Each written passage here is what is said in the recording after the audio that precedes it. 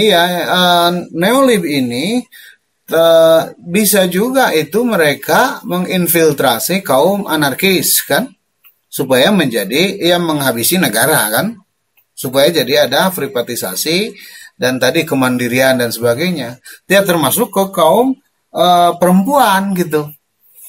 Itu memang secara ini halus ya. Kadang mereka itu pura-pura ini juga ya, pura-pura menerima berbagai proposal kan, dan kemudian menggiring opini supaya sesuai dengan mereka proposalnya, tapi kemudian tidak dikasih dananya misalkan kan, tapi kan idenya sudah masuk gitu kan. Nah kayak gitu. Mereka ya namanya bisnismen ya, kaum neolibs ini kan isinya ya gabungan kaum ekonomi ya, ekonom yang kaya-kaya itu, yang industrialis, dan kaum liberal yang bisa melobi ya, melobi negara-negara ya, terutama Amerika untuk ya sesuai keinginan mereka ya kan. Nah jadi yang bersifat ideal-ideal seperti kemandirian dan sebagainya itu kan bisa menguntungkan mereka kan gitu. Termasuk demokrasi seperti halnya yang gambarannya begini, demokrasi itu bisa menguntungkan Amerika kan gitu. Jadi ketika misalkan dulu Cina ya ada ide-ide demokrasi, nah sekarang Hong Kong ya itu menguntungkan kan. Nanti sampai Inggris kan kemarin ada sudah siap untuk membereskan kan gitu, tapi orang Cinanya kan menolak, jangan ikut campur lagi kan, sudah jadi milik Cina ini kan Hong Kong kan gitu. Nah tapi bisa jadi kalau dibawa-bawa terus ke tribunal dan sebagainya, Inggris masuk lagi gitu.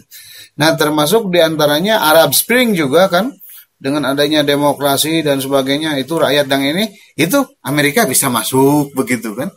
Nah ini di antaranya karena dulu juga kan antar raja itu di kita itu diadu dombakan, sehingga Belanda leluasa masuk kan, bahkan memilih di antara yang terkuat misalkan kan, sehingga mereka jadi adipatinya, ininya Belanda jadi asisten kan, asisten adipati, pura-puranya asisten tapi berkuasa gitu kan. Jadi seperti halnya perdana menteri gitu mereka itu, Belanda itu di kita itu dulu. Jadi rajanya tetap orang Indonesia, tapi yang mengatur ekonomi dan sebagainya orang Belanda. Nah itu pun sekarang begitu. Neolibs itu bisa masuk kemana-mana dan bisa membayar siapa saja yang bisa mempengaruhi, misalkan kelompoknya pejuang wanita, ya kan? Kelompoknya ini, kalau kemarin yang ini, saya dalam video feminisme di Istri Indonesia itu masih dalam periode ketiga ya, jadi masih bersahabat dengan LGBT dan memperjuangkan pembagian kerja di rumah kan, gitu, bahwa di rumah laki dan perempuan sama saja ya harus mengurus ya rumah dan ya rumah tangga ya kan. Nah yang keempat ini memang lebih seperti membawa pada anarkisme ya, artinya kemandirian ya.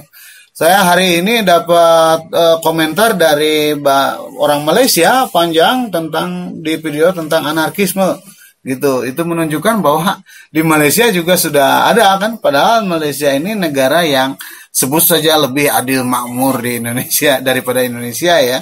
Ternyata ada juga gerakan anarkisnya. Nah, jadi anarkis, kemudian apalagi ini feminis, disuruh untuk mandiri dan sebagainya kan. Ini persis ideologi modernisasi zaman dulu, yaitu bahwa kenapa kita miskin ya karena tidak usaha, oleh karena itu harus banyak pelatihan dan sebagainya kan. Nah itu dulu kan. Tapi kemudian kan dengan gerakannya libertarian termasuk teologi liberation teologi dan sebagainya, ya kaum Marxis lah sebetulnya masuk ke dunia agamawan, terutama di Brazil, Gustavo Guterres gitu kan, Paul Freire dan sebagainya, menyuarakan kembali bahwa sebetulnya kemiskinan itu bukan karena usaha, tapi karena dimiskinkan kan. Nah ini kan pandangannya Marxis. Jadi tetap Marxis ini nanti sampai kapanpun dapat menjadi semacam kendali bagi masyarakat untuk kritis terhadap kaum neolibs ya, kaum liberal, kaum kapitalis. Nah Marxisme ini ya masih tetap bagus untuk menganalisis itu dan kemudian bisa menyuarakan. Karena mereka ini ya, mereka bisa orang neoliberis ini bisa menyewa kaum intelektual kan, kayak Karl Popper juga kan bisa digaji sama mereka, ya termasuk Hayek gitu kan, Milton Friedman dan sebagainya kan, kumpul-kumpul kan. Saya kalau dalam bahasa Indonesia ya di budaya kita yang mungkin mereka itu nawis-nawis lah kan, ketika ngumpul di hotel tertentu dengan kaum industrialis itu kan ada apa kan gitu. Nah ini pun begitu. Jadi untuk menggiring massa mereka itu bisa menyewa gitu. Konon ya pengakuan kawan saya ada kalau menulis untuk di koran di Jakarta itu untuk golongannya mereka ya 10 juta mah dibayar satu artikel katanya kan gitu, untuk misalkan menggiring opini kan, nantinya kemudian DPR merujuk dan kemudian jadi hukum di Indonesia dan yang memenangkan mereka misalkan kan kayak gitu. Nah jadi mereka itu banyak melakukan itu infiltrasi ke berbagai, nah itu termasuk feminisme ini kan.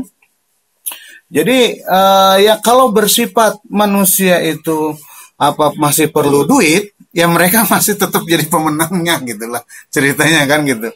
Nah kalau